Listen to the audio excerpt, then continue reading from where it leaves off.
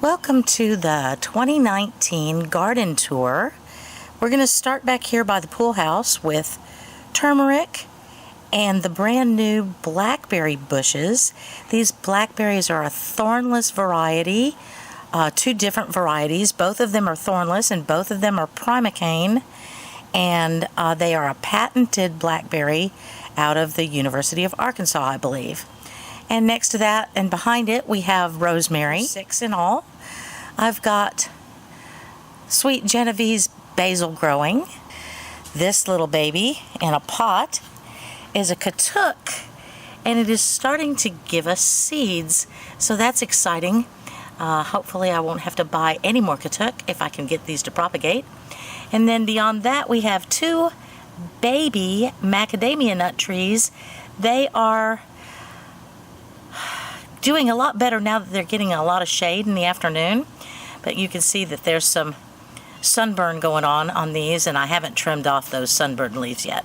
In the center bed under the big oak tree are Egyptian walking onions and this lovely lily that's just wonderful when it blooms. I'll try to include a picture of it in total bloom. Just awesome.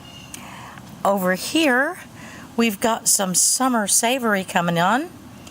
First time I'm growing the summer savory, and we'll see how well it does. And back behind it is cinnamon basil.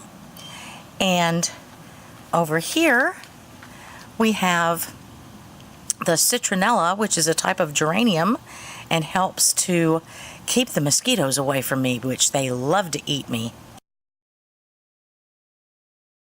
Our ice cream banana trees. They've only been in the ground for a year and a half, and we're about to get bananas. I am so excited. Now we're back by the back fence where we've got lots of turmeric. Some of these are the orange turmeric and some are white turmeric, so I won't end up with yellow stains on the countertop, etc. Behind that are the gingers. There are 10 of them, and they are a pine cone ginger. You don't eat it, you squeeze the pine cones to make soap. Pretty exciting. I'm really looking forward to that. And then beyond the turmeric is one of the huge pots of yacon. Yacon, my favorite. It's a wonderful root, and it is a producer of inulin in your body, not insulin, so you are able to flush the inulin through and it doesn't affect your blood sugar. Pretty exciting and very yummy, both sauteed with butter and garlic or just raw in a salad. And beyond that is one of our purple figs. This one we took a graft from Sean's house and moved it here to Nassau Bay, and it is just going nuts. It's 3 times as big as when we put it in the ground last spring. Very exciting. And we have more turmeric over here. And now we'll move straight across the yard where we have a banana tree that has doubled in size since we moved it from Clear Lake City, and it has a skin that has a red tinge to it. Very delicious bananas, but not as tasty as that ice cream banana, that's for sure. And here we have yet another attempt at growing an avocado tree. It's putting on a lot of new growth. I'm going to come up close so you can get a close-up of the new growth. It is fabulous. And it actually had a little baby fruit on it, but when we potted it up to the next size pot, we lost the fruit. So we'll see next year. I know there'll be more fruit coming. Okay, as we move along, I've planted some Crenshaw melons in this bed, along with 2 moringa trees in pots. And growing up the fence line are pole beans, green beans that are Romano Italian flat beans, just delicious. And we've got some blossoms on it. I don't see any fruit yet though. Let's come closer. See, here's a little blossom growing. Coming on. I'm ready for some fruit. Give me veggies. I want to eat them. There's some more blossom there. Some more blossom up on the top. It's been so hot. It's 97 degrees today at the beginning of July, so I fully expect to see lots of fruit coming on here. Ah, there's a green bean right up there.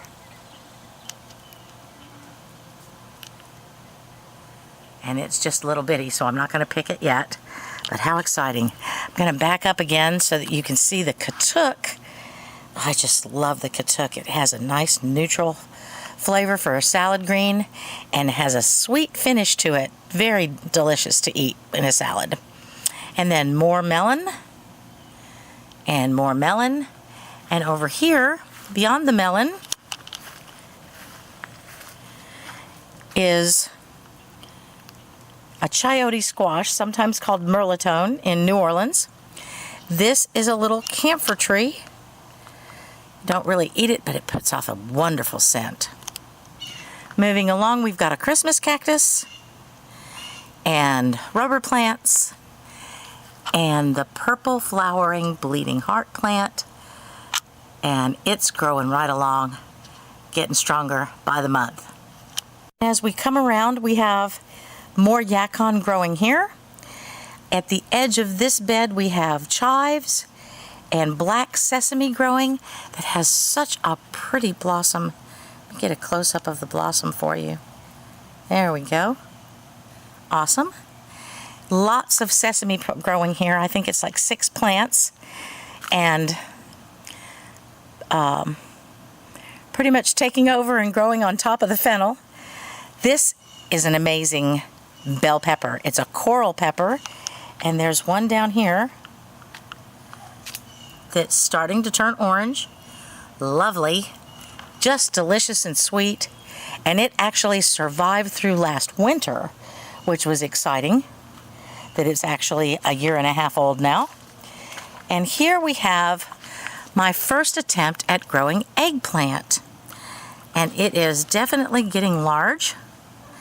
And if you look and peek behind the leaf, this is a Bianca eggplant. They don't get much bigger than this, and they're absolutely delicious. The skin is thin and easy to eat, and lots of new growth coming, new eggplant in the works. It is absolutely amazing to me. This is just going to produce and produce. The hotter it gets, the more they like it. And here's one that's in full blossom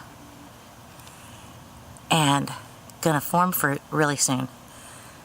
Beyond that, we have ginger, edible ginger.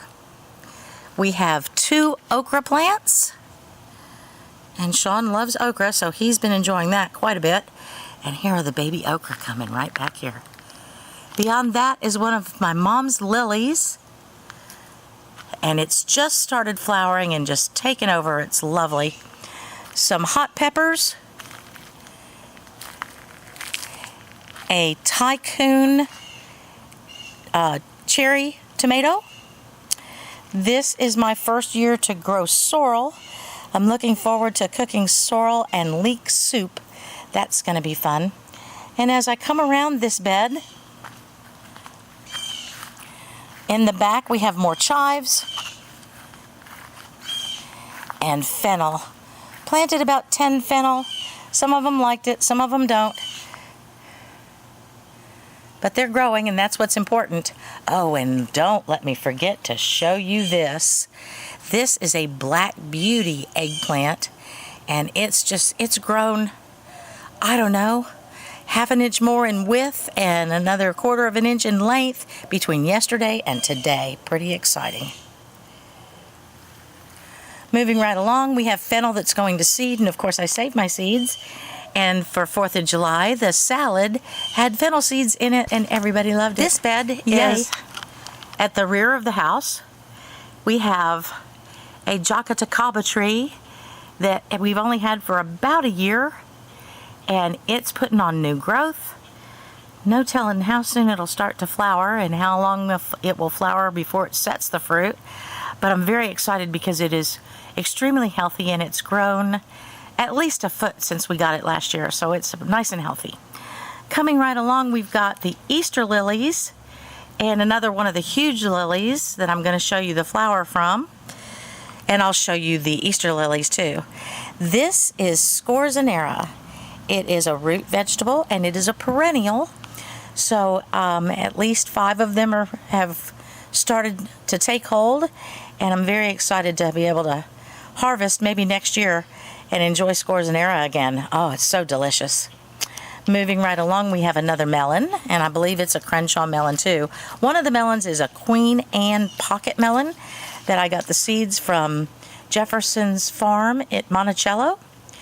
And there are several edible hibiscus bushes. This is the Roselle hibiscus. The green is absolutely yummy in salads, has a citrusy flavor to it. And once the heat of the summer is gone, it'll bloom this most beautiful, delicate pink flower. And then you harvest the calyx, which is beneath the flower bud. And you can make jam and tea from that. I made jam last year, never made jam before in my life, and oh my goodness, was it delicious. So this garden is not just a zigzag garden, it's a Pharaoh garden, and there's Pharaoh Shuffle right there inspecting as I give you the tour. He loves his yard. He also loves the swimming pool. We can't keep him out of the pool. It's hilarious. He loves to swim. This is a relative of the Scorzonera. This is called salsify. So it's going to be about the size of a parsnip and absolutely delicious. Again, great raw in salads as well as sauteed with butter and garlic, and both of them taste good in stew as well. And right behind the salsify is one of our comfrey plants. Comfrey is not an edible, but the comfrey feeds the other plants that we grow. It's a wonderful fertilizer, and it really helps make everything more productive. Sean wanted to try to grow corn this year, so we have corn stalks, but I don't see any ears forming yet. Oh wait, look! That's an ear of corn right there. And here's another one here and one over there. Oh my goodness, we've got corn coming. That's exciting. That's very exciting. Behind that is one of our azaleas. Here's another one of the azaleas. Actually, I think there are 3 altogether, and they're just all growing together. They're about 40 years old, and the blossoms are just absolutely gorgeous. Beyond this, we have the Barbados cherry, sometimes called an acerola cherry. And earlier today, I actually saw blossoms on one of the 2. There they are, blossoms right there on the Barbados cherry. These are just a little over a year old, these 2 Barbados cherries. There's the other one right there. And when we got it, it was covered in blossoms. So hopefully it will start the process of 3 to 4 times a year giving us fruit. They're delicious, tart cherries. I bought 6 raspberry bushes, and they were bare roots. And all of these roots look pretty dead. Not really happy about that, but one is alive, and that's the raspberry growing right there. You can see it's climbing up into the red Malabar spinach.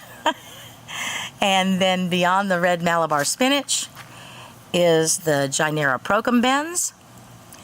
And beyond the Gynera procumbens is a very tall moringa tree. And we get moringa for our salad just about every day. There are 3 little trees, and so we don't run out of moringa, that's for sure.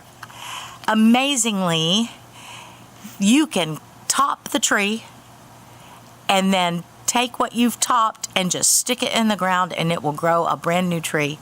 This tree was I chopped the top off of a tree last year, and it was about 18 inches long, and it is now well over the roof line. So I would say it's about at least 12 feet. Of course, that includes the pot. So very exciting, a wonderful, wonderful salad green to eat. It's called the Tree of Life because even the seeds are amazing. They purify water. So not the entire landscape is an edible landscape, but it's mostly edible. Our at 97-degree weather here has pretty much finished the tomato crop for the year. We'll see, you never know, but it's trying to set more fruit up at the very top of the tomato plants, but it's so hot that they may never set. So if that happens, we'll pull these out and put something else in their place. These are more of the Bianca eggplant, and we have eggplant and eggplant and eggplant. It is so exciting. And more of the Bianca eggplant right here, 2 more bushes. And then we've got leeks, which I'm so ready to experiment with the leek and sorrel soup. We have a Napa cabbage that has bolted way too soon, and a couple of asparagus plants, and they'll get moved into the ground for next season. We've got some garlic and sorrel growing in this container, and these are Egyptian walking onions, so we walk like an Egyptian across the garden. Just amazing. Very hot onion, but tasty. Beyond that, we have purple hulled peas, thanks to my buddy Dennis Kime. And in front of that is more of the coral peppers that I've had such good success with. And these two are actually putting on quite a bit of fruit. They haven't started to turn orange yet, but they're getting close.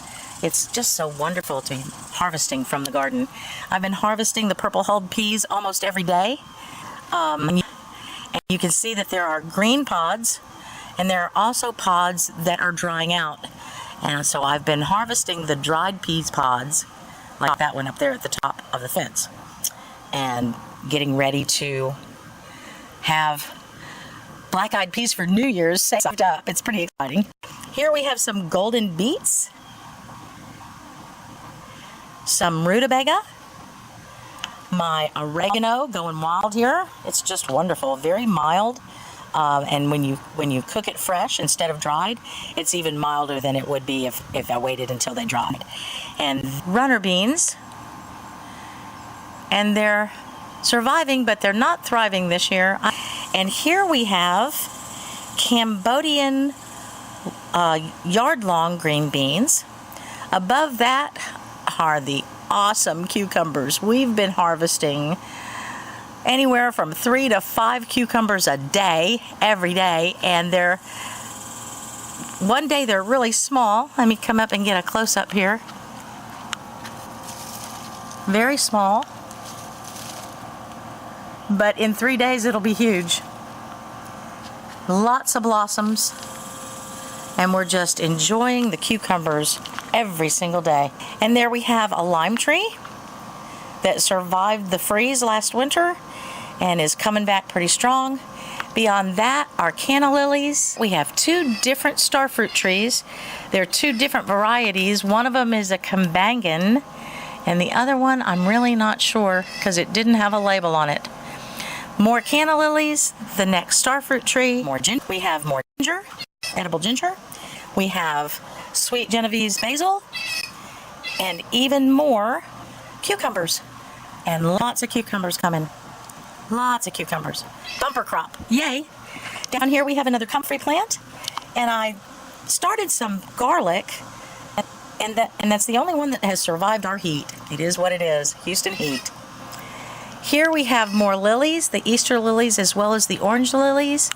Up here we have coral vine. Here we have another bleeding heart.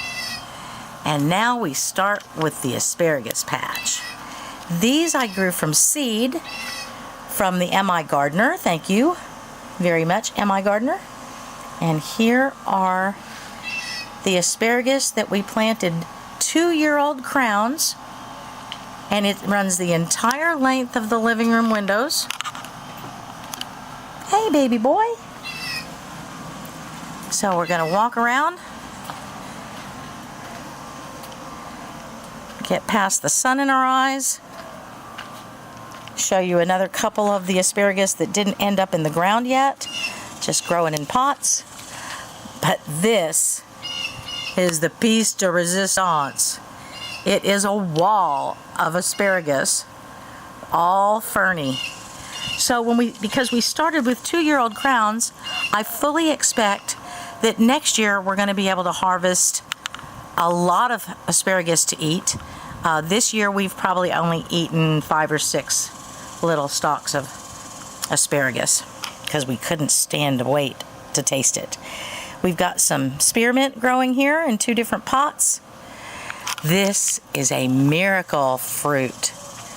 It's a berry, and it's amazing because it interacts with an amino acid in your mouth, and it turns everything bitter or sour into sweet. So it's an eating experience with miracle fruit. Last year we had more miracle fruit than we could eat, so we kept inviting friends over for miracle fruit parties and serving all kinds of food that was funky without it and wonderful with it. I thought you might like to see the sights from inside the living room windows. So we look out and it's just all the wonderful things that we are growing that will feed us. Next I'm going to start at the front door. So we start with Kwaku's wonderful gate that he made for us. And walking into the courtyard, you will see it is just all lush and wonderful. We've got Hawaiian Thai plants, we've got variegated ginger, we've got melons, the Queen Anne pocket melons in the back, and the Crenshaws are all in the front.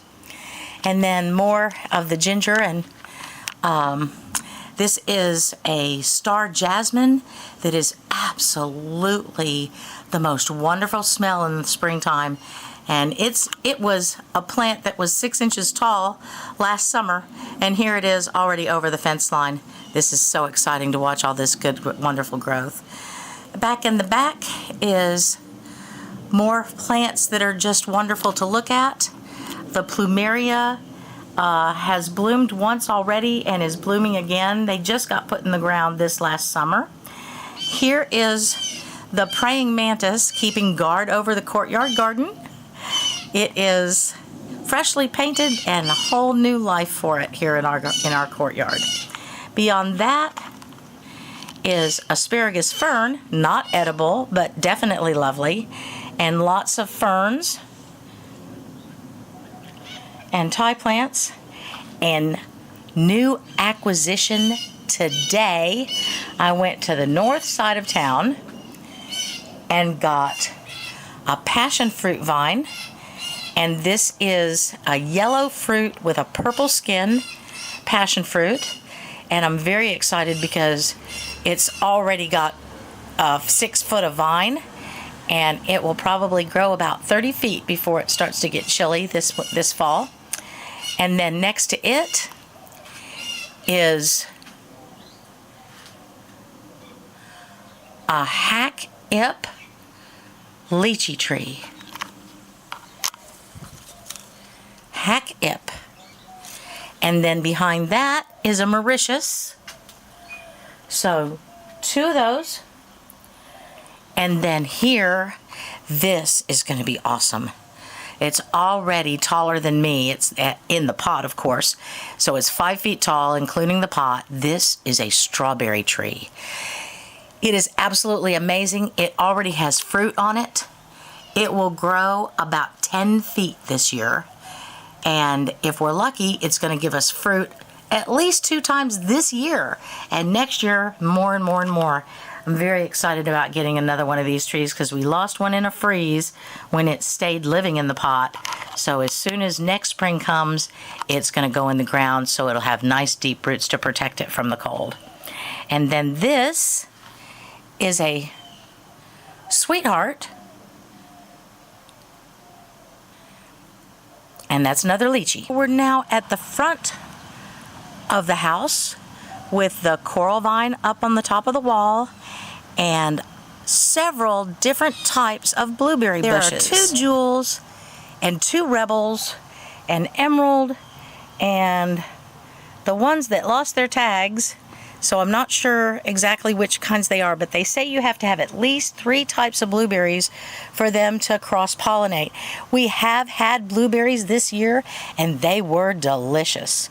So it's very exciting. They've grown quite a bit too, so I'm very excited about the growth and looking forward to a bumper crop of blueberries this next year. Okay, we're moving on to the papaya. This is a total volunteer. Out of compost, apparently it just grew. The fruit has no seed. It has lasted through the winter and has new flowers, so new fruit coming. We've already eaten about 15 papaya from this one tree, and there's, as you can see, many more on the way. And then moving on, we have another comfrey bush. Behind it we have 2 dwarf pomegranates and the full-size pomegranate. Again, all of these are new in the ground. This is their first summer. They got planted last summer, so they're in the ground for a year now. And most of the blossoms dropped the fruit, but here we have a pomegranate growing. That's pretty exciting. And then in the front, another of the dwarf pomegranates. Now this is really interesting because the dwarf pomegranates have been giving us fruit for years already, but they never ripen. So now that they're in the ground and they're getting the food that they like for nourishment, I'm really hoping that some of these will actually get sweet and turn red. Usually all of them actually have been white on the inside and not sweet enough to eat. And now I'm facing the street from the front of the house. This straight ahead is a groomy chama. And to the left of it, this is a date palm that we got as a housewarming present from Moody Gardens, from the horticulture department. And I hope this is going to be stable and not too shaky.